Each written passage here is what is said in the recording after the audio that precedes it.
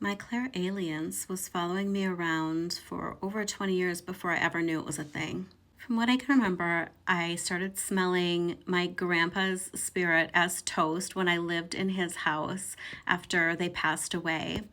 But that ability followed me from house to house. The next house I lived in, there was a really strong rose smell in the closet. Also, fun fact, shortly after I moved into that house, I was shaken physically awake in the middle of the night with an old lady standing over me, or hovering, maybe.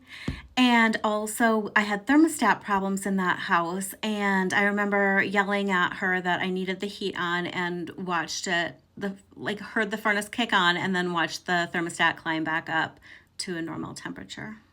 At another house where I lived, I had a group of girls over for intuitive readings.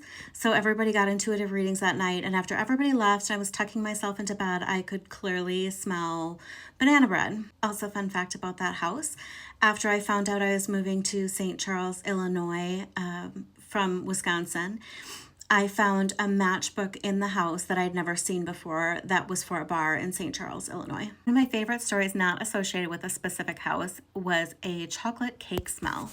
I was staying in my brother's guest room, and generally the household would get up far before me. And so I had heard sounds in the kitchen, which was adjoining the guest room, and could clearly smell really strong chocolate cake. And I was wondering why they were making chocolate cake at 9 o'clock in the morning. By the time I got out of bed, there was no chocolate cake to be found. And I asked, nobody had made chocolate cake. Now, I just knew that this was my grandma, and it confused me because when I think of my grandma, I think of pineapple upside down cake because I make pineapple upside down cake for her birthday every year. And so I didn't know why it would be chocolate cake that I was smelling that I felt like was her.